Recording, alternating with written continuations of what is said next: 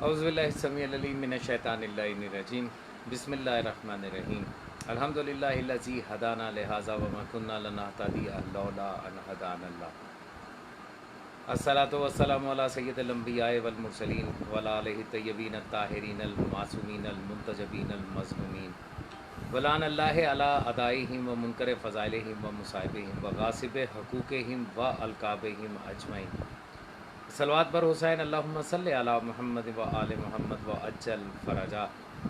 پروردگار کا لاکھ لاکھ احسان ہے کہ اس نے ہمیں نعمت عظمیٰ ولایت مطلقہ کلیہ الہیہ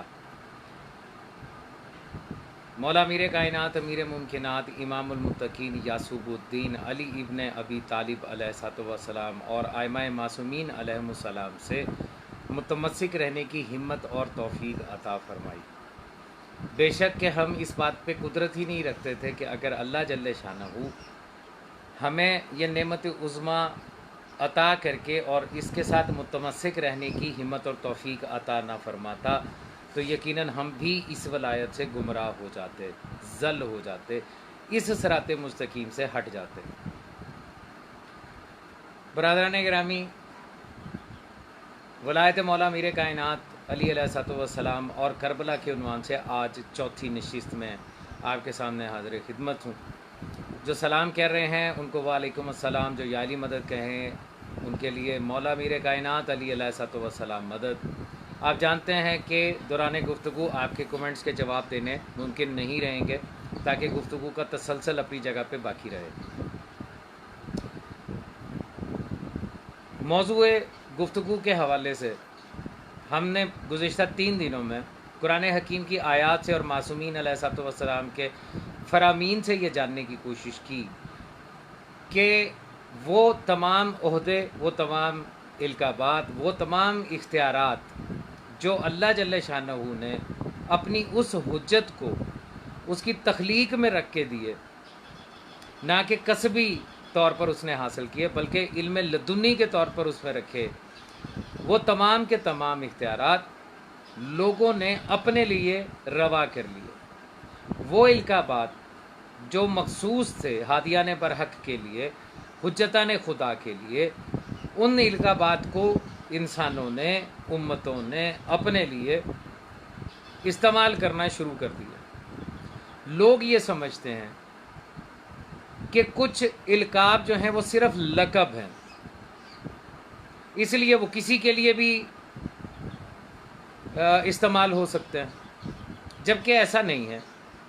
کچھ القاب ایسے ہوتے ہیں کہ جو باقاعدہ طور پر عہدہ ہوتے ہیں، اس عہدے کو ذہن میں رکھنا چاہیے۔ مثال کے طور پر رسول اللہ، اللہ کا رسول، یہ صرف لقب نہیں ہے، یہ عہدہ ہے، اور یہ صرف اسی کے لیے روا ہے، جائز ہے جس کو اللہ نے رسول بنا کر بھیجا ہو۔ اسی طرح نبی، یہ بھی عہدہ ہے، صرف نام نہیں ہے، صرف اسم نہیں ہے بلکہ عہدہ ہے، اور یہ صرف اسی کے لیے روا ہے، اسی کے نام کے ساتھ لگانا جو ہے یہ جائز ہے جس کو اللہ نے نبی بنا کر بھیجا ہو، نہ کہ اس کو کسی نے بعد میں منتخب کر کے اپنی طرف سے نبی بنا لیا ہو۔ جیسا کہ آج آپ جانتے ہیں قادیانیوں کے سلسلے میں سلسلہ نبوت ابھی تک جاری ہے، کیونکہ انہوں نے یہ سمجھا کہ نبوت جو ہے یہ صرف ایک لقب ہے، یہ کوئی عہدہ نہیں ہے۔ ختم نبوت جس کا تذکرہ قرآن حکیم میں واضح طور پہ کر دیا گیا، جو کہ ہر مسلمان کا بنیادی عقیدہ ہے، قادیانیوں نے اس کے لیے توجیحات نکالیں ان کے ملاؤں نے، کیونکہ ابتدا میں تو یہ لوگ مسلمان ہی تھے اور پوری دنیا میں ان کو مسلمان ہی کنسیڈر کیا جاتا ہے سوائے پاکستان کے، کیونکہ پاکستان میں ان کو باقاعدہ طور کے اوپر غیر مسلم ڈکلیئر کیا گیا اور یہ ہمارے آئین کا حصہ ہے، ورنہ پوری دنیا میں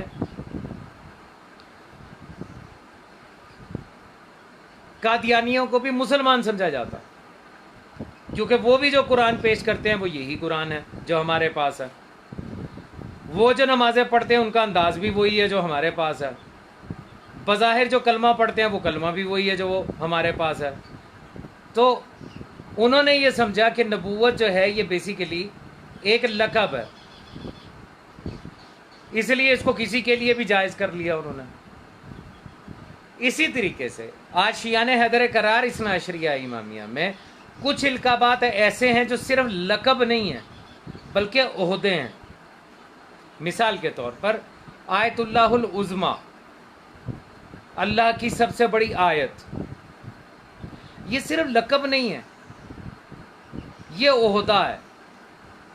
جب آپ کسی کو اللہ کی سب سے بڑی آیت قرار دیتے ہیں، آیت اللہ العظمیٰ کہتے ہیں، تو اس کا مطلب یہ ہے کہ باقی کی اللہ کی جتنی بھی آیات ہیں وہ اس سے چھوٹی ہیں، کیونکہ یہ عظمیٰ ہے۔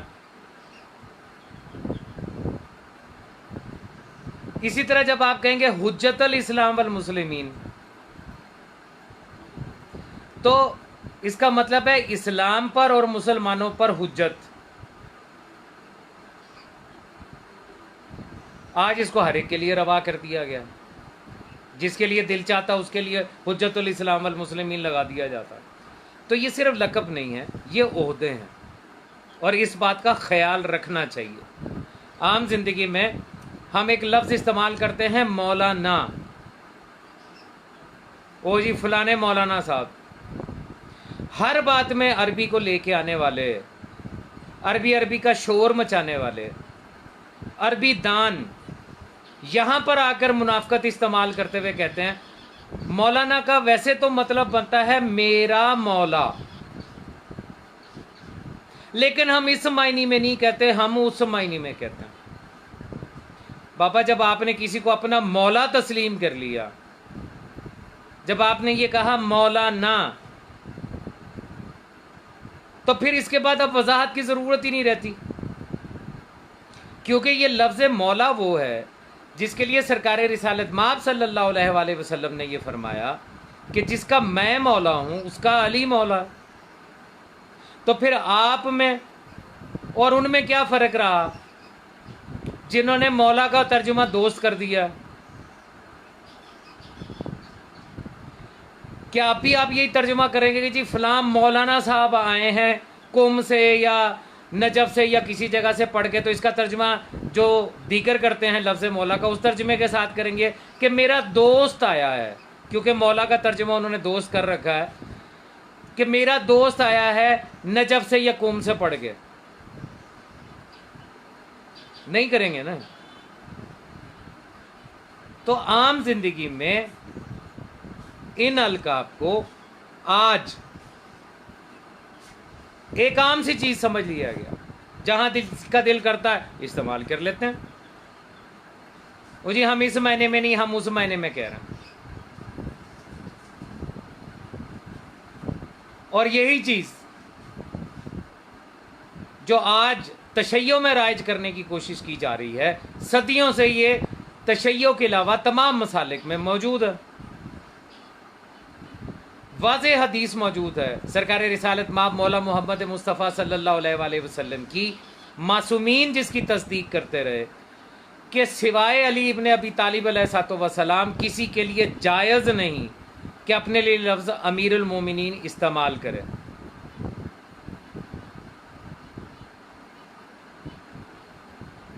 اور پھر آپ تو جانتے ہی ہیں کہ اس لفظ امیر المومنین کو اس طریقے سے استعمال کیا گیا کہ یزید جیسا لعین اور ملعون جو ہے وہ بھی امیر المومنین کہلواتا رہا۔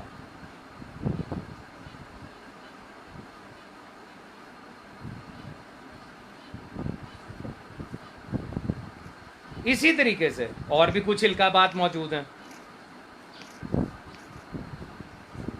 مثال کے طور پر قرآن حکیم میں متعدد مقامات پر ایک آیت نازل ہوئی، مثال کے طور پہ سورہ نحل میں 43 نمبر آیت ارشاد خداوندی ہو رہا ہے فَاسْأَلُوا أَهْلَ الذِّكْرِ إِن كُنتُمْ لَا تَعْلَمُونَ، سوال کرو اہل الذکر سے، اہل ذکر سے سوال کرو اگر تم نہیں جانتے۔ تو اس آیت میں دو گروہوں کا تذکرہ ہوا۔ ایک گروہ وہ ہے جس سے سوال کیا جائے گا، اور ان کا تعارف قرآن نے کروایا اہل ذکر. دوسرے ہیں لا تعلمون، یہ وہ ہیں کہ جو نہیں جانتے. اگر آپ قرآن حکیم میں صرف ان آیات کی تلاوت کریں جس میں لفظ لا تعلمون استعمال ہوا ہے تو بھی آپ کو سمجھ میں آ جائے گا کہ لا تعلمون سے مراد ہم عام بشر، عام انسان ہیں جن کو کہا گیا ہے کہ یہ لا تعلمون. اور ہم انسان ہی کیا، حضرت آدم علیہ السلام کی تخلیق کے وقت پروردگار عالم نے اعلان فرمایا، سورہ بقرہ آیت نمبر 30 ارشاد خدا بندی ہوا بھائی از کالا ربو کا، اور جب تمہارے رب نے یہ کہا للملائکتی، ملائکہ سے کیا کہا؟ انی جاعلن فی الارض خلیفہ، میں زمین پر اپنا ایک خلیفہ بنانے لگا ہوں.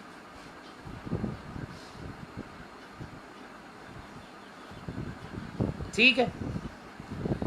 ملائکہ نے آگے سے جواب دیا، قالو، ملائکہ نے یہ کہا،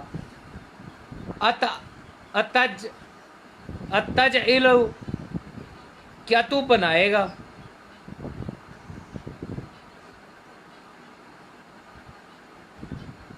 فیہا من یفسد فیہا، کیا تو زمین پر ایسے کو بنائے گا جو زمین پر فساد کرے گا؟ ملائکہ اپنے علم کا اظہار کر رہے ہیں نا پروردگار عالم کے سامنے کہ کیا تو ایک ایسے کو بنائے گا زمین پر اپنا خلیفہ جو زمین پر فساد کرے گا، وَيَسْفِكُ، بہائے گا، فسق کرتے ہوئے، ظلم کرتے ہوئے بہائے گا. کیا بہائے گا؟ دماء، خون بہائے گا.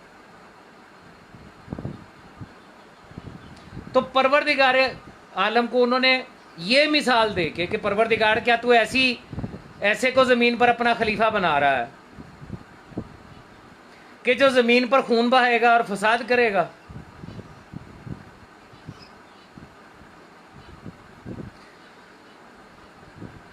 اور پھر آگے سے انہوں نے یہ کہا وَنَحْنُ نُسَبِّحُ بِحَمْدِكَ وَنُقَدِّسُ لَكَ، اور ہم تو تیری صرف تسبیح نہیں کرتے ہیں بلکہ تقدیس کے ساتھ تسبیح کرتے ہیں.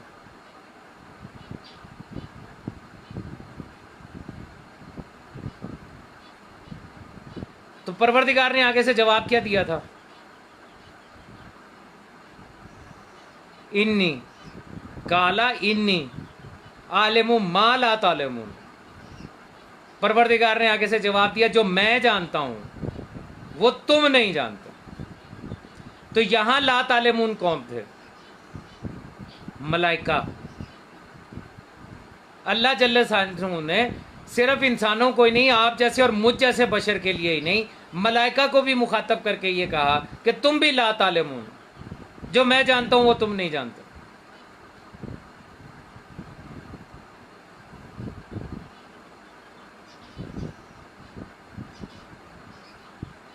تو جو لا تعلمون ہیں ان کے لیے قرآن حکیم میں ارشاد ہوا سورہ نحل میں فَاسْأَلُوا أَهْلَ الذِّكْرِ إِن كُنتُمْ لَا تَعْلَمُونَ، سوال کرو اہل ذکر سے اگر تم نہیں جانتے. بتائیے کون سا ایسا ملا ہے، مولوی ہے، مدرسے کا پڑھا ہوا جو یہ دعویٰ کر سکے کہ میں سب جانتا ہوں، جو چاہو مجھ سے پوچھو؟ ہے کوئی جو کسی بھی سوال کے جواب میں یہ کہہ دے کہ میں نہیں جانتا؟ وہ پھر اس آیت کے ذیل میں تو نہ آیا، پھر وہ اہل ذکر تو نہ ہوا. لیکن آج لفظ اہل ذکر کو استعمال کیا جا رہا ہے. دعوے دار ملا ہیں جو یہ کہتے ہیں کہ ہم ہیں اہل ذکر، ہم سے سوال کرنے کا تمہیں حکم دیا گیا. اور اگر جا کے ان سے پوچھیں کہ ملا جی صدقے زکوٰۃ اور خمس خیرات کی روٹیوں پہ پل پل کے آپ نے مدرسے سے تعلیم تو حاصل کر لی، اہل ذکر ہونے کا دعویٰ بھی کر لیا، ذرا یہ بتائیے گا کہ کا ہا یا این ساتھ اس کا مطلب کیا ہے؟ تو کیا جواب آئے گا؟ کسی ملا سے جا کے پوچھئے کہ یہ ایک بندے کی میڈیکل رپورٹس ہیں، بتائیے اس کا علاج کیا ہے، تو آگے سے کیا جواب آئے گا؟ اگر کسی مجتہد مرجع سے جا کے آپ یہ سوال کریں کہ یہ میرے پلاٹ کا سائز ہے اور میں اس کے اوپر گھر بنانا چاہتا ہوں اور اس کے لیے مجھے نقشہ بنا دیں، تو آگے سے کیا جواب آئے گا؟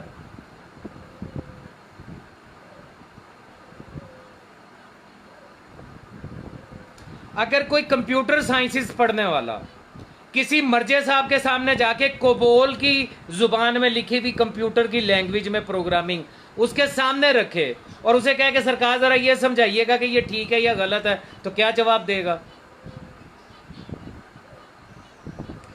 اگر کوئی وابڈا کے محکمے میں کام کرنے والا گریڈ اسٹیشن کے کسی مسئلے کے بارے میں کسی مرجع سے جا کے پوچھے کہ یہ خرابی آ گئی ہے، تو کیا جواب دے گا؟ یہی کہے گا نا لا تعلم، نہیں جانتا. تو جو کسی بھی سوال کے جواب میں یہ کہے کہ میں نہیں جانتا، وہ پھر اہل ذکر کیسے ہوا؟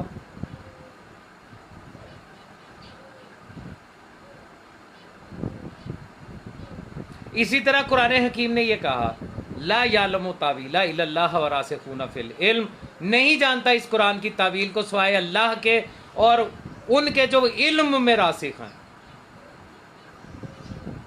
ملا صاحب نے دعویٰ کر دیا ہم ہیں راسخون فی العلم، ہم سے پوچھو.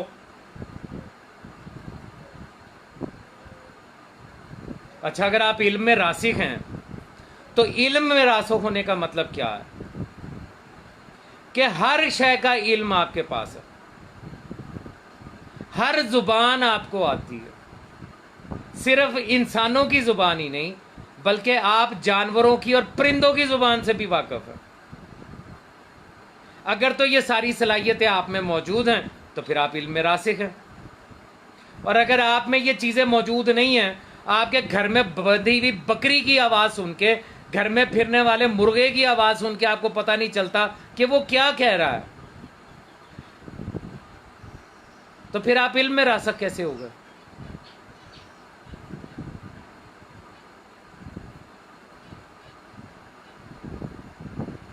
ابھی ایک صاحب نے جاہلانہ کمنٹ کیا ہے یہاں پہ، حتیٰ کہ میں کمنٹس کا جواب نہیں دیتا. میں کہہ رہا تھا کہ کچھ لقب ایسے ہیں جو عہدے ہیں. اس نے کہا آپ کے ماں باپ نے آپ کا نام حسنین رکھا ہے جو کہ جمع ہے حسن اور حسین کی. یہی تو پرابلم ہے تم اہل تقلید والجماعت کی.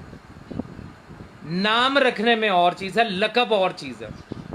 تمہارے خمینی کا نام ہے ولی الامر یا عہدہ ہے ولی الامر؟ تمہارے خامنئی کا نام ہے آیت اللہ العظمی یا عہدہ ہے؟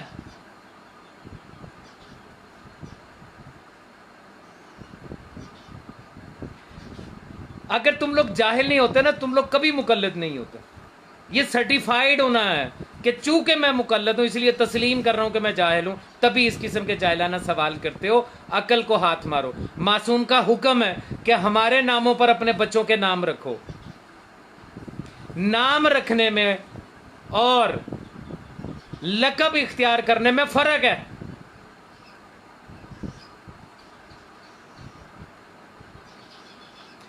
جن القاب کو تم نے اپنے ان ملاؤں کے لیے، ان مفتیوں کے لیے، ان مجتہدوں کے لیے روا کر لیا ہے، جائز کر لیا ہے، وہ القابات تم نے آج پہلی مرتبہ نہیں کیے. یہ جو کربلا ہوئی ہے یہ ہوئی اسی لیے ہے. میرا موضوع ہی یہی ہے، یہی تو دنیا کو میں بتا رہا ہوں کہ وہ इल्काबात वो ओहदे जो सिर्फ हादिय बरहक के लिए थे, हुज्जत खुदा के लिए थे। हुज्जत खुदा भी वो जिसकी अतात और इत्तबा को अल्लाह जल्ले शानहू ने वाजिब ऐनी करार दिया, जिससे किसी को छूट हासिल नहीं है। उस हुज्जत खुदा के इल्काबात को तुमने उनके लिए इस्तेमाल करना शुरू कर दिया जो ये नहीं जानते कि जहां जिस जमीन पर वो खड़े हैं या बैठे हैं उसके नीचे क्या है।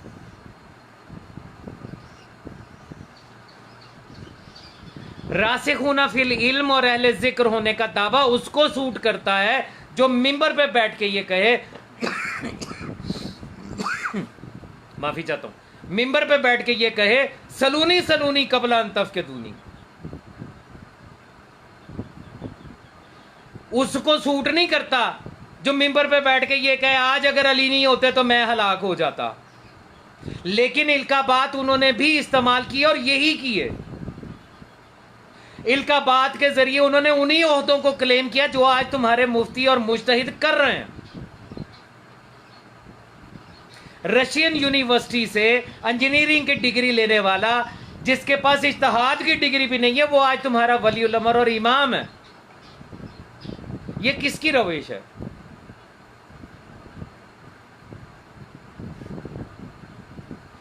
किसने इन इल्काबात को अपने लिए जायज करार दिया? हुज्जत खुदा के होते हुए, मौला के मौजूद होते हुए, मौला मीरे कायनात के मौजूद होते हुए लोग फतावा के पीछे चल पड़े, फतवे लेने लग गए, अपने अपने वली उल अमर और अपने अपने वली फकीह बना लिए लोगों ने। तुम क्या कर रहे हो?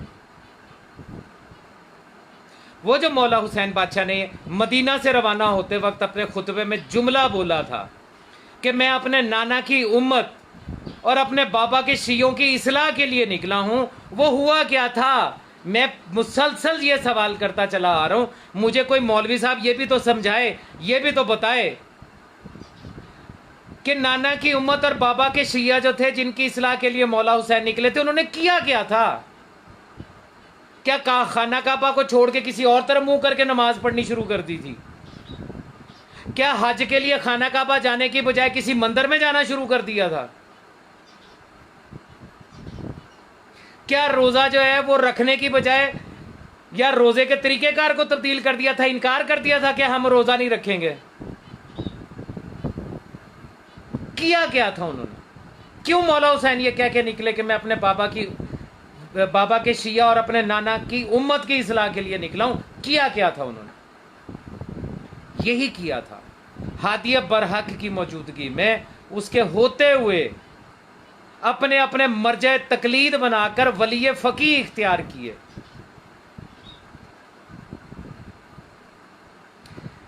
जिनको अल्लाह ने कुरान हकीम में यह कहकर नामजद कर दिया, बता दिया था कि हमने अपनी किताब के वारिस चुन लिए हैं अपने इबाद में से, उसकी जगह लोग खुद वारिस किताब बन गए। उसको छोड़ दिया जो वारिस किताब था, उससे पूछना छोड़ दिया कि कुरान जो है ये फलां आयत जो परवरदिगार फरमा रहा है इसमें क्या कह रहा है, उसकी बजाय अपने इज्तिहाद और अपनी तफसीर बयान करनी शुरू कर दी। यही तो किया था। तभी तो जिसको रसूलुल्लाह सल्लल्लाहु अलैहि वसल्लम ने मौला कह के मुखातब किया था, इकरार करवाया था कि मेरे बाद जो है ये तुम्हारा मौला है, लोगों ने उसके गले में रस्सी डाल के मदीने की गलियों में खींचा। वो जिसको बमुश्किल वक्त में, अपनी मुसीबत के वक्त में कहते रहे कि आज अगर अली नहीं होता तो मैं हलाक हो जाता, उसके सामने अपने इज्तिहादात को पेश करते रहे। वो जिन पर नमाज में दरूद और सलाम पढ़ते थे, जिनकी नमाजें दरूद पढ़े बगैर, उन पर दरूद पढ़े बगैर मुकम्मल नहीं होती थी, वही उनको कहते रहे। मसला भूल गए।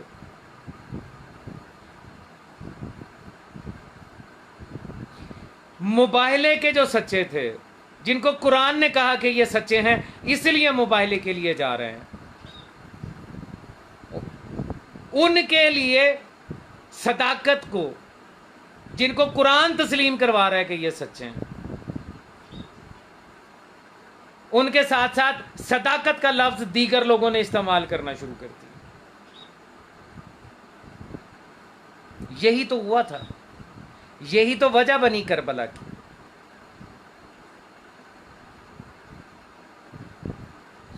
ہونا یہ چاہیے تھا کہ جن کو اللہ نے اپنا ہاتھی کہیے۔ اچھا، سرکار رسالت مآب کی ایک بڑی مشہور حدیث ہے، میں نہیں سمجھتا کہ کوئی شیعہ ایسا ہوگا جو اس حدیث سے واقف نہیں، شاید ہی کوئی شیعہ ہو جو اس حدیث کو نہ سنا ہو، جس نے سرکار رسالت مآب صلی اللہ علیہ وسلم ارشاد فرماتے ہیں، تشیع کی حدیث کی کتابوں میں موجود ہے، سرکار رسالت مآب اور اہل سنت کی کچھ کتابوں نے بھی یہ لکھا ہے۔ حدیث مبارک یہ ہے کہ اے علی، اگر لوگ آپ کی ولایت پر اکٹھے ہو جاتے تو اللہ جہنم کو خلق ہی نہ کرتا۔ سنی ہے نا یہ حدیث؟ اب میں آپ سے سوال کرتا ہوں، مجھے وہ بندہ بتائیے جس نے یہ کہا ہو کہ ہم مولا علی کو اللہ کا ولی تسلیم نہیں کرتے، یا ہم مولا علی کی ولایت کو تسلیم نہیں کرتے۔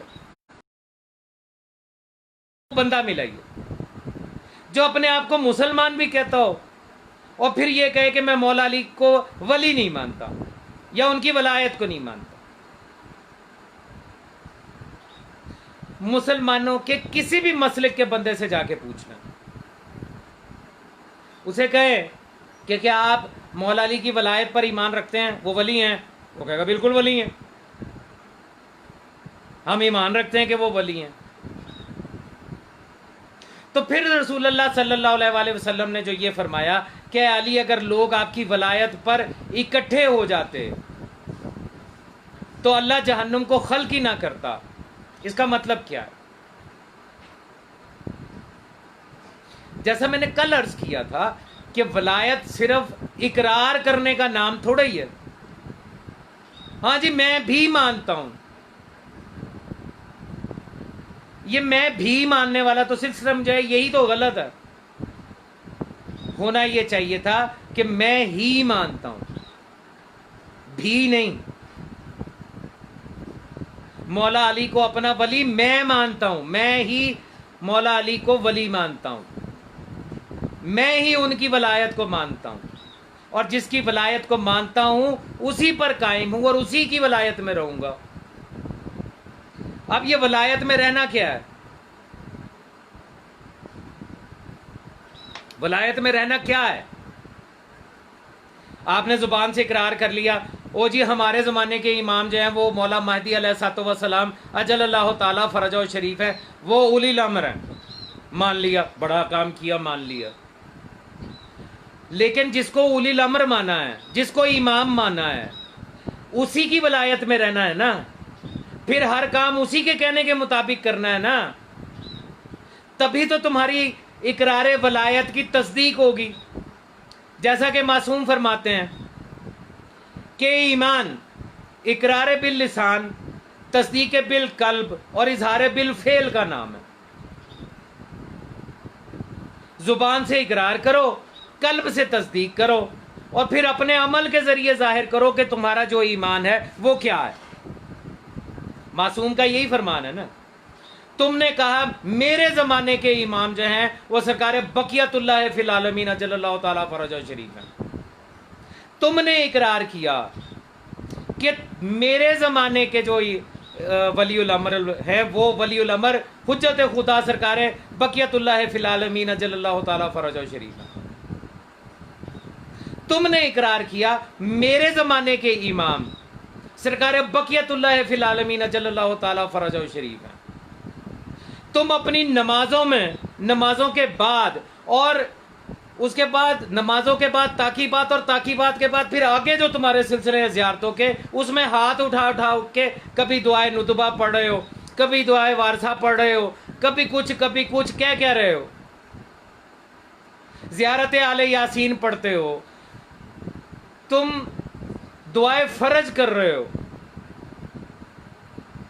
تم امام زمانہ سے ڈیلی عہد باندھ رہے ہو اور کہہ رہے ہو میرے مولا اگر آپ کی اس غیبت کبریٰ میں مجھے موت آ جائے جو کہ برحق ہے، تو میں جب قبر سے اٹھوں تو اس انداز میں اٹھوں کہ کفن میرا لباس ہو، نیزہ میرا بلند ہو. کہتے ہو کہ نہیں کہتے؟ اللہ چل یا امام زمان کی صدائیں کیوں دیتے ہو اگر تمہارا ولی الامر اور امام کوئی اور ہے؟ زبان سے تو سارے اقرار کر لیے، امام بھی مان لیا، حجت خدا بھی مان لیا، ولی الامر بھی تسلیم کر لیا، اور عملاً جس کی تعجیل فرج کی دعائیں کر رہے ہو، پکار کے کرتے ہو، اجتماعی طور پر مسجدوں میں کھڑے ہو کر کھلے میدانوں میں اور کھلے آسمان کے نیچے اپنی چھتوں پہ جا کے کرتے ہو، اس کی ولایت، اس کی ولی الامری، اس کی امامت کا اقرار کرنے کے بعد کر کیا رہے ہو؟ میں فلاں مرجے کا مقلد، میرا ولی فقیہ وہ ہے.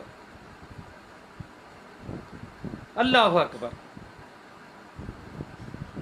کیسے کیسے لوگوں نے لفظ بنا رکھے ہیں دھوکہ دینے کے لیے. ولی فقیہ.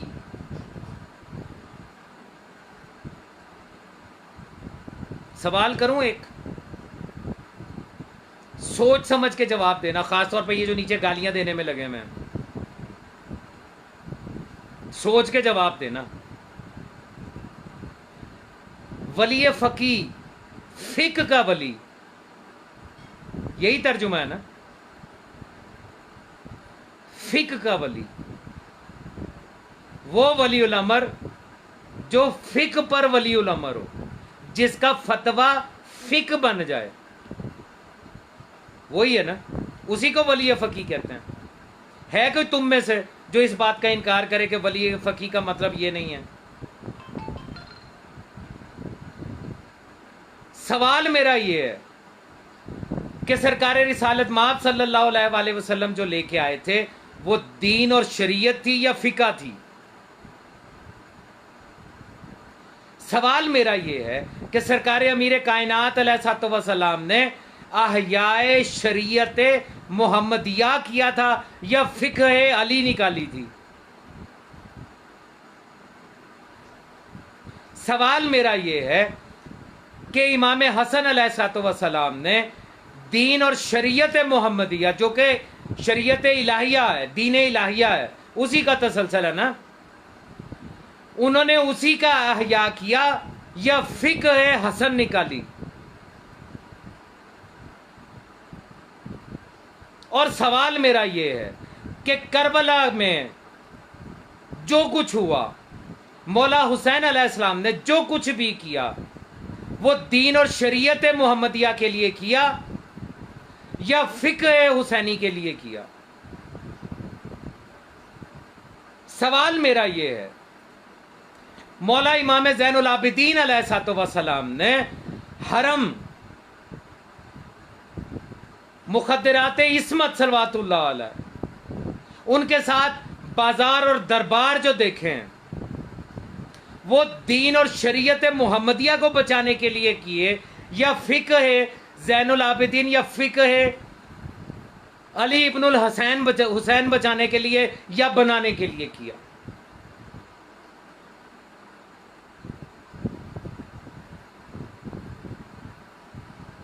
کس کے لیے کیا؟ ہے کوئی اپنے باپ کی اولاد جو آگے سے یہ کہے کہ جناب امیر سے لے کے سرکار امام زین العابدین تک انہوں نے جو کچھ بھی کیا وہ فقہ کو بچانے کے لیے کیا؟ نہیں، دین اسلام اور شریعت اسلام کو جو کہ سرکار رسالت مآب صلی اللہ علیہ وآلہ وسلم نے पहुंचाई थी उसी का अहया किया, उसी की तशरीह की, उसी की हिफाजत की। तो फिर ये फिके जाफरिया कहां से आई? किसने निकाली ये फिके जाफरिया? क्या इमाम सादिक आले मोहम्मद अलैहिस्सलाम सच्चों के सच्चे इमाम, इनसे पहले जो इमाम गुजरे, जो हादिया बरहक थे, वो तो शरीयत पे रहे, और इमाम सादिक आले मोहम्मद जो है इन्होंने फिके निकाल दी। और फिर सादिक आले मोहम्मद अलैहिस्सलाम के बाद से लेके सरकार इमाम हसन अस्करी अलैहिस्सलाम तक कितनी फिके हैं तुम्हारे पास? क्योंकि ये बात तो तुम जानते हो कि ये सब के सब मोहम्मद है, जो पहला मोहम्मद करता है वही आखिरी करता है। और हम शियान हैदर करार इस्ना अशरिया इमामिया हैं, हमारे लिए हुज्जत है कि जो पहले इमाम ने कहा और जो आखिरी इमाम ने कहा, हमारे लिए वही दीन है, वही शरीयत है, वही हुज्जत है।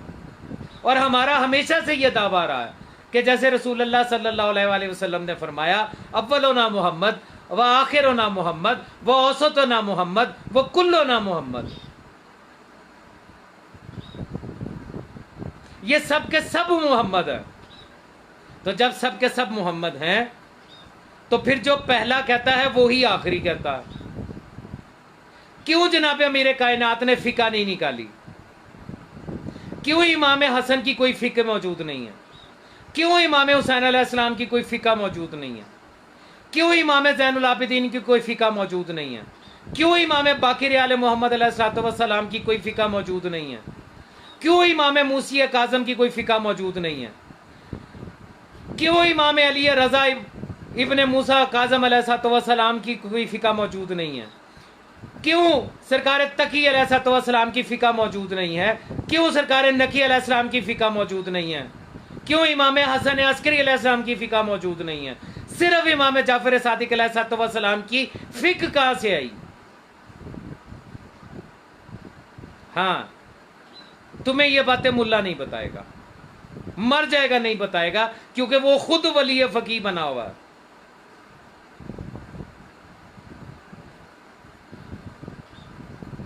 जिस जमाने में दिगर फिकहें बना ली लोगों ने, उस जमाने में उन फिकहात को तस्लीम करते हुए अपनी एक अलग फिका तस्लीम करवाने के लिए फिके जाफरी का लफ्ज इस्तेमाल हुआ। किसने किया था?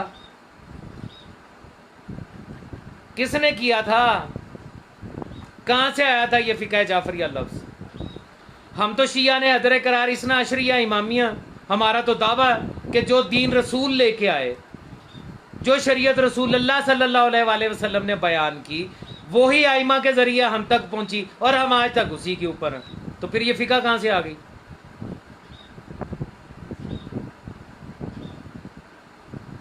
कहां से आ गई? समझिए क्यों मौला हुसैन को मदीना छोड़ना पड़ा, क्यों मौला हुसैन अलैहिस्सलाम को मक्का छोड़ना पड़ा। हज का एहराम तोड़ के उम्रे में तब्दील करके मेरा इमाम अगर मक्के से निकल रहा है, कहां से निकल रहा है? मक्का मुकरमा से। मक्का मुकरमा के भी किसी से में से निकल रहा है? बैतुल हराम से। वो बैतुल हराम जहां पर एहराम बांधने के बाद आप अपना बाल नहीं तोड़ सकते, बदन पे चढ़ने वाली चिंटी नहीं मार सकते, वहां से मेरा मौला हुसैन अलैहिस्सलाम एहराम तोड़ के रवाना हो रहा। किस वजह से? तारीख ने लिखा कि हाजियों के लिबास में कुछ दहशत गर्द आ गए थे वहां पे, जो ये चाहते थे कि दौरान तवाफ मौला हुसैन बादशाह को कत्ल कर दें।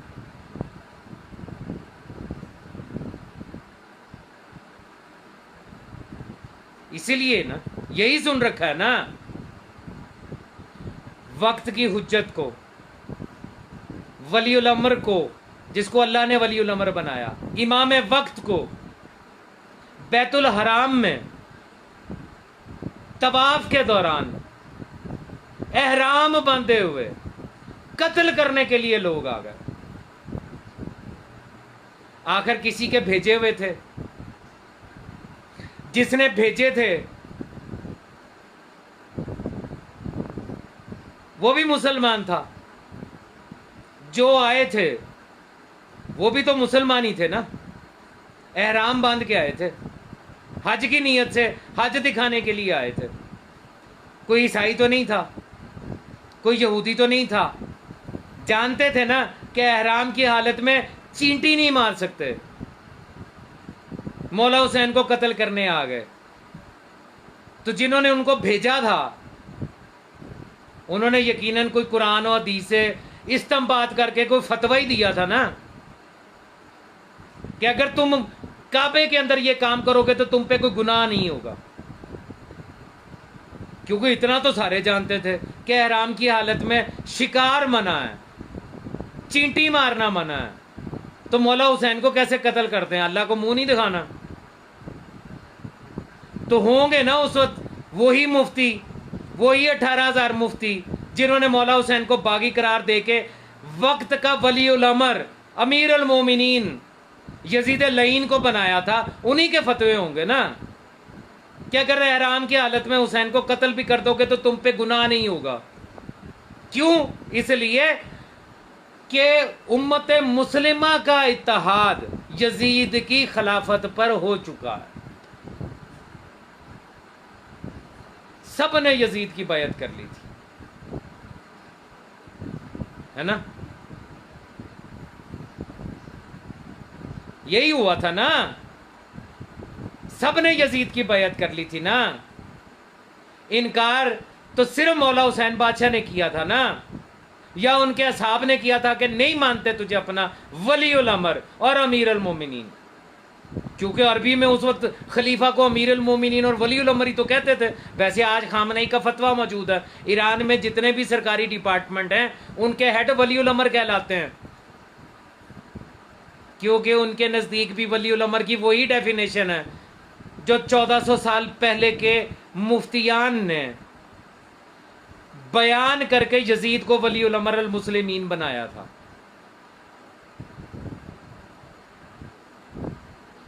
میری بات پہ یقین نہ کرو، تصدیق کر لو. کوئی نہ کوئی تو بیٹھا ہوگا تمہارا جاننے والا قم میں، مشہد میں، پوچھ لو ان سے کہ جو وہاں پہ ہیڈ ہیں کسی ڈپارٹمنٹ کے، وہ ولی الامر کہلوا رہے ہیں یا نہیں کہلوا رہے. چیلنج تو وہی ہوتا نا جو منہ کے اوپر ہو. اور اگر کوئی کہے کہ نہیں کہلوا رہے تو بندہ حاضر خدمت ہے، دلیل اور ثبوت میں فراہم کر دوں گا. کیونکہ یہ تو تم جانتے ہو بغیر دلیل اور ثبوت کے میں بات کرنے کا آتی ہی نہیں. اولی الامری، ولی الامری اور امیر المومنین لوگوں نے اپنے لیے روا کر لیا. حاکم وقت کا فتویٰ شریعت بنتا تھا، شریعت ہی بننا شروع ہو گیا تھا نا. کربلا کوئی اچانک پیش آنے والا واقعہ تو ہے نہیں.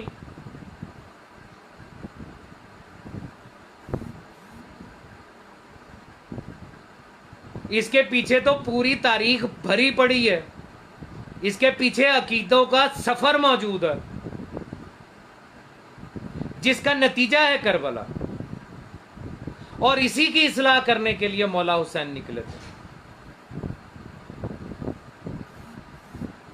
نانا کی امت کا اصلاح، بابا کے شیعوں کا اصلاح.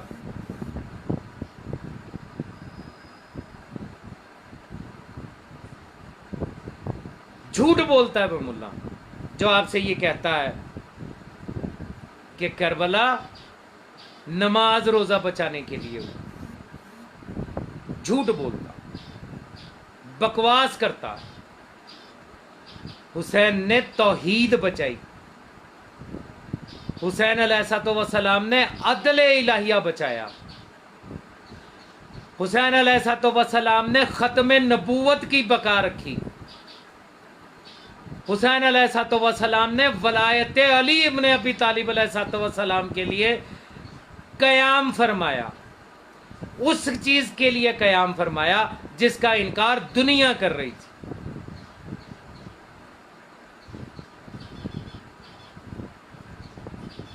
کربلا میں جنہوں نے نمازیں پڑھ کر مولا حسین کا سر قطع کیا تھا، انہی کی نسلیں آج بھی یہی کام کرتی۔ خوارجین کی پہچان ہی یہی ہے، نماز روزے کے بڑے پابند، نماز نہیں چھوڑنی، اول وقت میں ادا کرنی، اور نعرہ تکبیر کے ساتھ لوگوں کے گلے کاٹنا۔ یہ اسلام نہیں ہے۔ اسی اسلام کو جو یہ خوارجین کا اسلام ہے، حقیقی اسلام سے دور کرنے کے لیے تو کربلا پیش آئی۔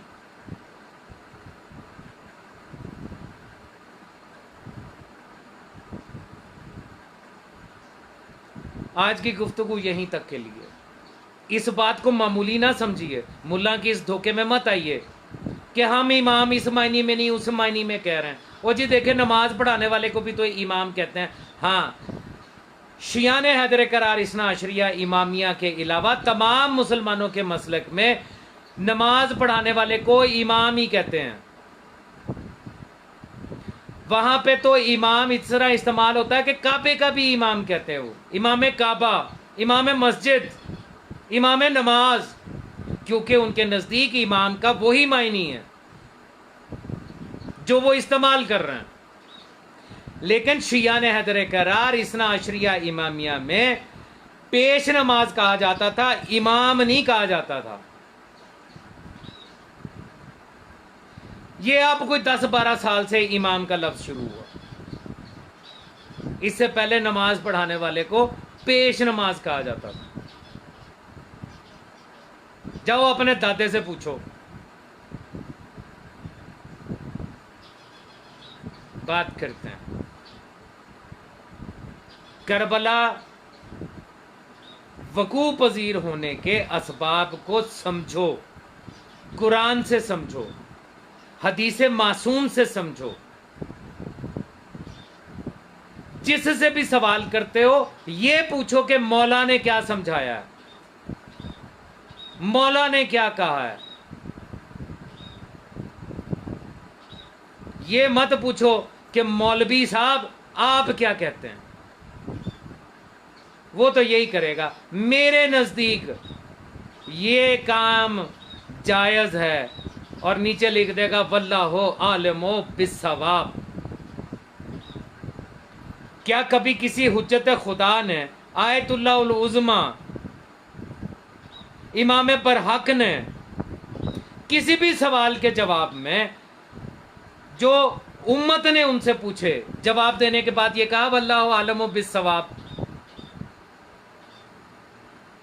نہیں نہ کہا، اس لیے کہ وہ علم لدنی کے مالک ہیں، وہ ہر شے کی حقیقت جانتے ہیں۔ یہ فتوی باز مجتہد کسی شے کی حقیقت سے واقف نہیں ہے، یہ صرف ظواہر کو دیکھ کے فتویٰ دیتے ہیں۔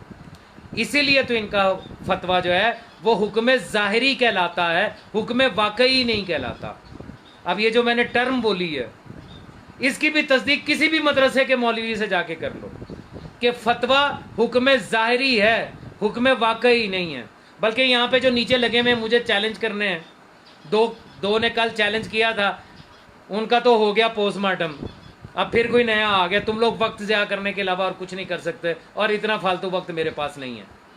اتنا ہی تمہیں شوق ہے تو اپنی ویڈیو جو ہے بناؤ، بنا کے اپنے پیج پہ آؤ، وہاں سے یا اپنی پروفائل سے وہاں سے شیئر کرو، مجھ تک پہنچ جائے گی، میں جواب دے لوں گا۔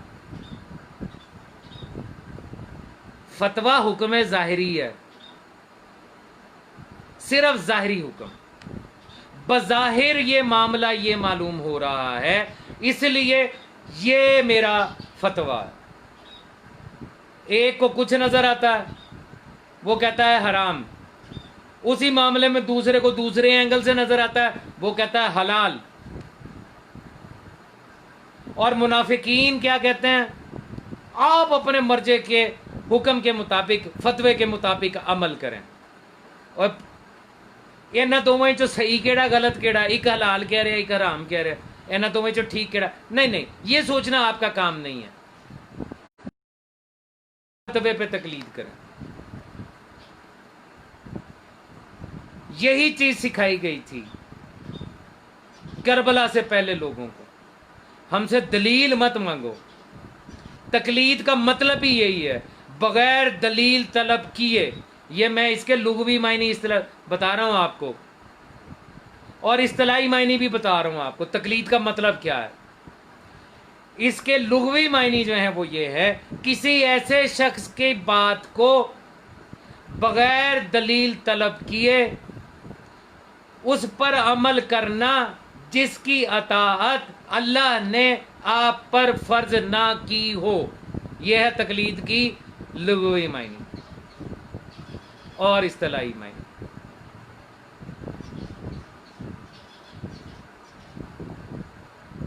بغیر دلیل طلب کیے. ہم سے ہر بات میں دلیل طلب کرتا ہے. تم نے یہ بات کہی، دکھاؤ معصوم نے کہاں کہا. تم ماتم کرتے ہو، دکھاؤ معصوم نے کہاں کہا. تم زنجیر زنی کرتے ہو، دکھاؤ معصوم نے کہاں کر کے دکھائی ہے. اور جب ہم پوچھتے ہیں ہمیں دکھاؤ کسی مولوی کو، کسی مفتی کو، کسی معصوم نے آیت اللہ العظمیٰ کہا ہے؟ دکھاؤ کہاں کہا ہے. کسی مفتی کو، کسی مجتہد صاحب کو، کسی معصوم نے ولی الامر مسلمین کہا ہے؟ دکھاؤ کہاں کہا ہے.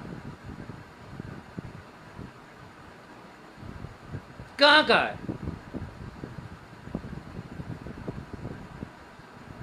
وہاں پہ ان کے پاس کوئی جواب نہیں. پھر گالیاں. منافق. آج جو میں نے آپ کے سامنے 2 آیات کی تلاوت کی، ان کے حوالے میں دے چکا. ان دونوں کی تفسیر، کتاب کا نام اصول کافی، جلد نمبر 2، اردو ترجمے کی، بازار میں اویلیبل ہے، PDF میں نیٹ پہ بھی اویلیبل ہے، اٹھا لیں. اصول کافی جلد نمبر 2، یعقوب کلینی کی لکھی ہوئی. دوسری جو جلد ہے اس کا باب ہے باب حجت. اس کے ذیل میں ان دونوں چیزوں کے تذکرے کی تفسیر موجود ہے، دونوں آیتوں کی. اہل ذکر والی بھی، فَاسْأَلُوا اہل ذکر ان کنتم لا تعلمون. اس آیت کی تفسیر بھی معصوم اسی کتاب میں موجود ہے جس کا حوالہ دے رہا ہوں، اصول کافی کی جلد نمبر 2، کتاب حجت، کہ اہل ذکر کون ہے.